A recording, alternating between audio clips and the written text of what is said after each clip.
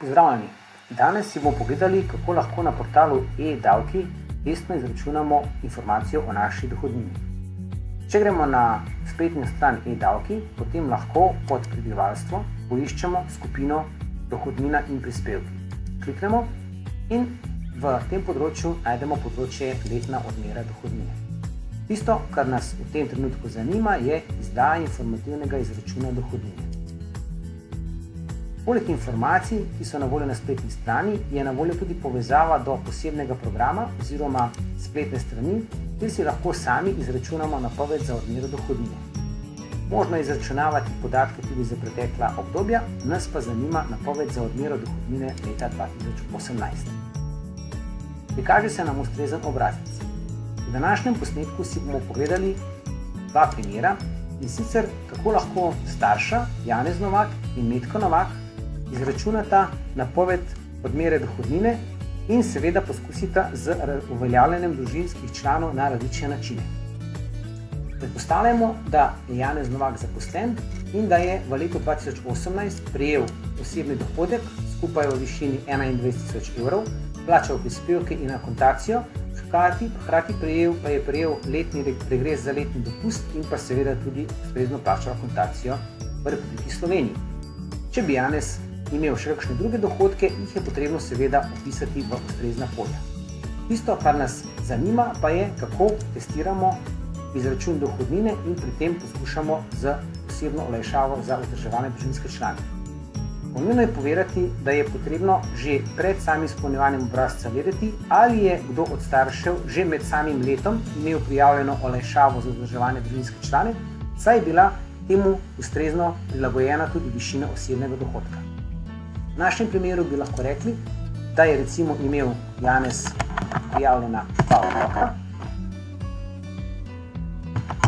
Metka Novaka od januarja do decembra, torej 12 mesecev, in še hčerko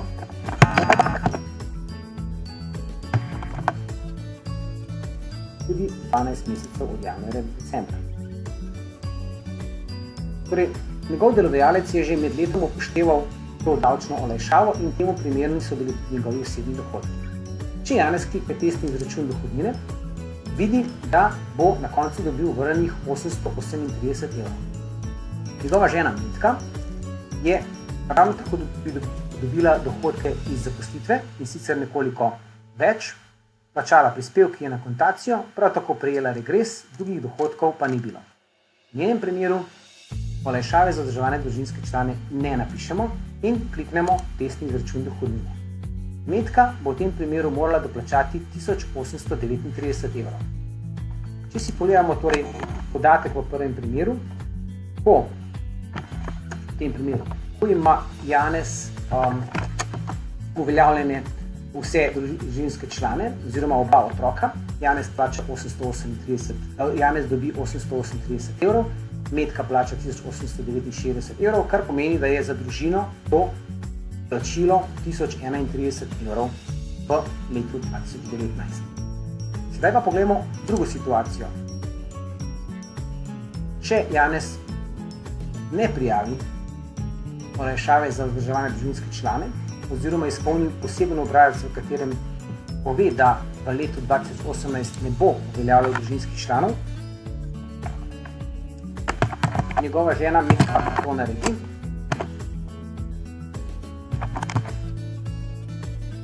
in uveljavi oba otroka v vseh 12 mesecih.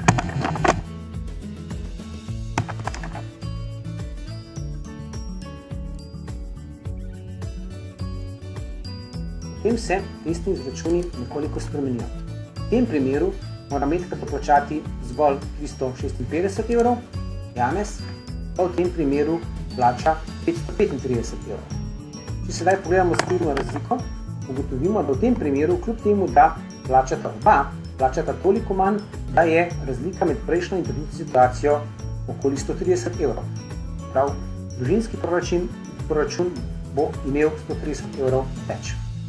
Lahko pa seveda kombiniramo naprej in uveljavljamo posamezne družinske člane tudi za delna obdobja. Recimo, da bi Metka uveljavila dva otroka v polovici leta in pa seveda Janez ravno tako uveljavljal otroka v drugi polovici leta.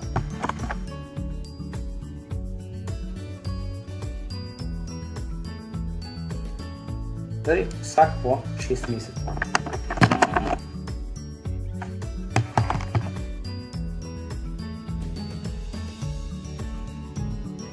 Priporočljivo je torej, da poskusimo več možnosti. V tem primeru torej vidimo, da Janez dobi vrnjenih 151 evrov, Metka pa mora doplačati 1034 evrov. Če pogledamo torej situacijo vsak pol, prav 6 mesecev eden, 6 mesecev drugi, vidimo, da Metka doplača 1043 evrov, Janez dobi vrnjeno 151 evrov, kar pomeni, da je razlika 892 evrov. V resnici je to še najbolj optimalna situacija. Torej, odvisno je od prejetih osebnih dohodkov in drugih dohodkov posameznika, odvisno je od tega, kolikšna je recimo razlika med enim in drugim, odvisno je tudi od števila otrok, od tretjega otroka naprej so razlike oziroma višina olajšav še večje, torej večanje olajšave ni linearno, ampak se veča progresivno, torej v tem primeru je potrebno poskusiti tudi ostale možne kombinacije.